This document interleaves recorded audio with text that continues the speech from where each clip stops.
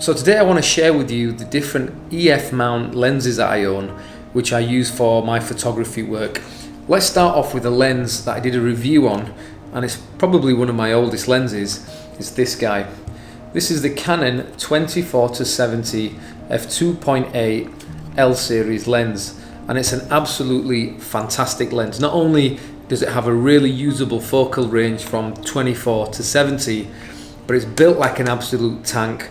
And at f2.8 it's relatively sharp. Now granted, the newer version of this lens will probably be sharper and lighter, but I rarely shoot at 2.8 for photography anyway. I'm normally in the 5.6 to f8 range, and for that it works perfectly.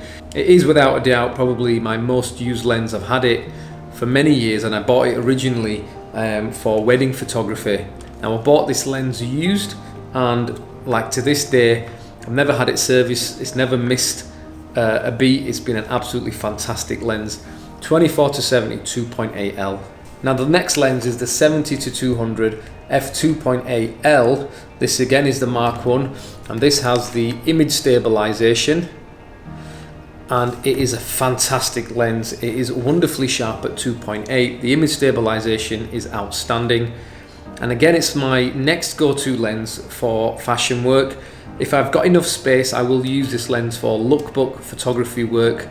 It's just great at compressing the background. But again, I've had it in the studio. I've used it for many years. I also did a review on this lens a long time ago. I think it was actually my first lens review, and it's the same lens that I'm using today. So between the 24-70 2.8 and the 70-200 2.8, literally you can do everything with these two lenses. If there's only two lenses you ever buy, the entire range is covered with these two lenses, and they're both optically fantastic. And in terms of durability, these lenses I've used for over a decade each, and they are still going strong. This I bought used as well, secondhand, no problem, fantastic. These are my two recommended fashion, portrait, go-to lenses that you could ever want to buy. 24-70, a 70-200. Now the next lens I want to share with you is a prime lens, and it is my favorite of all the prime lenses. Not only is it a 35mm focal length, which is a wonderful focal length for capturing portraits. It's a great walk around lens. It obviously is a bit wider than your standard 50, but this is the Sigma Art. It's the 1.4, and I did a video on this a while back, and it got lots of good reviews, and it is an outstanding lens. I mean, at 1.4 in the Sigma Art, it's unbelievably sharp, but I really love the way it blows the background out of focus, gives you a wonderful depth of field, but it still allows you to capture a bit of that background. And it's a great lens. I also use it a lot for video work. I use it with my Blackmagic Pocket Cinema Camera 4K. I've used it on the Ursa Mini. I use it on the Sony a7 III. So this is a wonderful prime lens. I've had it for years. Again, I bought it secondhand used, and it's just a fantastic performer. Now, what kit would not be complete without a 50mm? And I've got the 50mm Sigma 1.4 Art.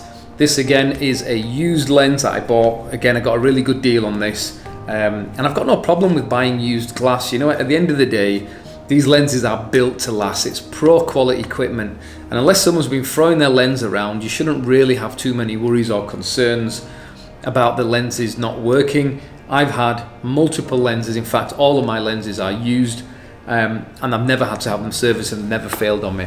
So the 50 is a really good lens if you want to kind of compress the image a bit more. You want to throw that background out of focus a little bit more. You want to get that really nice shallow depth of field, and it is a lens that I do like to use for focusing and bringing attention to very small specific subjects, whether it's I'm doing something with a car or whatever it is. Again, the Sigma 1.4 Art series lens, it's so sharp. The background, again, it renders beautifully. Colors are great. The Sigma Art lineup is absolutely outstanding, and if you've got any of these lenses, you'll know exactly what I mean.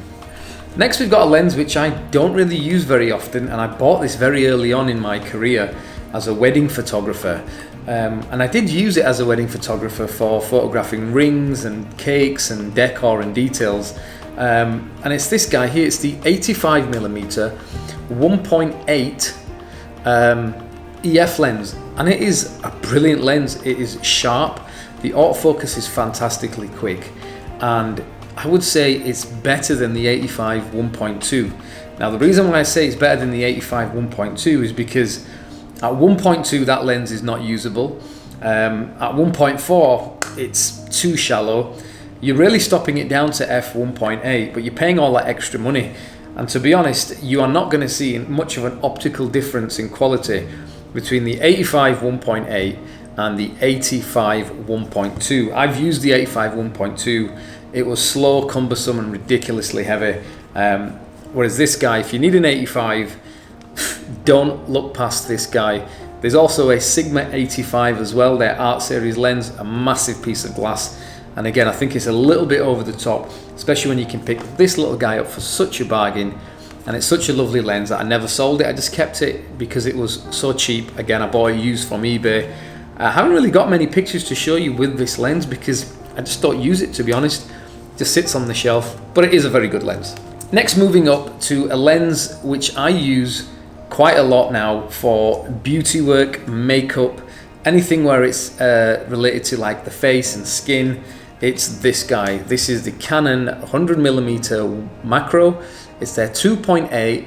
It's the L series and it has IS. Now I did a video about the non-L version and the non-IS version a while back, and I raved about how great that lens is, and I will say optically it's as good as this lens. They're exactly the same optically. I can't see any difference. The only advantage of this guy is the fact it has image stabilization, and that's really useful for me because I have used it for video work and I am using it for beauty work, and that little bit of image stabilization does help, especially if you're going to be using slightly slower shutter speeds. But this lens is unbelievably sharp. Its autofocus is blisteringly fast, and it's compatible with my Sony a7 III, which I like to use it with, and it's also fantastic obviously on the Canon.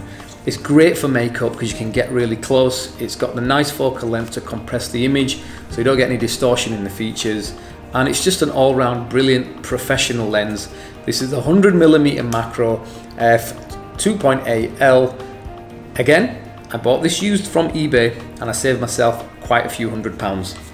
Now my final lens I'm going to talk to you about is the Sigma 10-20 f3.5 to f5.6 EX-DG HSM lens. It's a relatively cheap lens. It's a wide angle lens and it's really for crop frame cameras. Now I don't use this on the Canon 5D Mark III for photography, but I have used it on the Ursa Mini 4.6K and on the Blackmagic Pocket and also on the Sony, because when you put it on the Sony it automatically goes into crop mode. It's my only wide angle or super wide angle lens that I own. I am considering actually selling this lens because it's probably my most underused lens, and probably looking at getting a 16-35 or a 17-40 with IS, probably a Canon. Finding that used, it'll be pretty cheap I reckon, and if I do need that wide angle lens then at least I've got that option. But this is a good lens nevertheless. If you are shooting on a crop frame body, this would be a good lens to own. So those are my EF lenses. Many of them I've used for a very, very long time. Now if there was only one lens I could take from all of these and only have one lens to use, it would be without a doubt the 24-70 2.8L. It's just a fantastic focal length. Now if I could change this for any lens right now, I would have to say I would change it for the 24-105. This is the f4, but it's the IS Mark II version from Canon. Now you might be thinking, well, why would you want to swap a 24-70 2.8 with a 24-105 f4? Well, the reason is quite simple. I don't shoot a lot at 2.8. In fact, I very, very rarely shoot anything at f2.8. For me, I'm always shooting at f5.6 or f8 or above on this lens. And therefore, when you compare the 105 with this lens, they're identical in terms of sharpness, light gathering capability, because you're both shooting at like f4. The advantage of the 24-105 is it has that extra focal length, which covers the 85mm, but then you also have image stabilization. So the 24-70 has your prime lenses 24, 35, 50, and it gets close to that 85.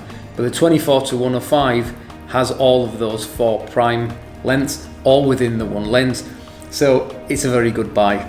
Now hopefully you found this video useful. I just wanted to share some of the Canon lenses that I have. In the next video I'll be going through the lenses that I use with my Sony camera system. I only actually have 2 Sony native lenses. I am going to be adding a third, and that will be the 24-105 G Master, which I had the opportunity to loan and use, and it is an incredible lens. Anyway, thank you guys for watching. If you've not already subscribed to the channel, if it's the first time you're here, please do look around on the channel, check out some of the other videos, and if you do find any of those useful, then maybe you could think about subscribing. Leave a comment, hit that like button, turn on your notifications. I'll see you in the next video, and as always, thanks for watching. Take care. Bye bye.